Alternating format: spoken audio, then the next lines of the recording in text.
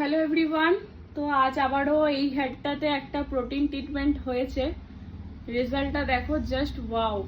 ওর হেয়ারটা প্রচুর ব্রাউন্সি ছিল, কার্ল ছিল, বাট আমি নিজেও ভাবতে পারিনি যে এত সুন্দর রেজাল্ট আসবে। মানে আমি নিজেই বলছি ওয়াও ওয়াও রেজাল্ট এসছে, দারুণ। মানে কি বলবো,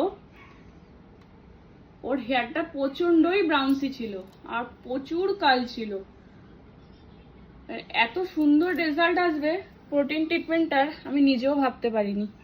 তোমাদের কেমন লাগলো অবশ্যই কমেন্টে জানিও।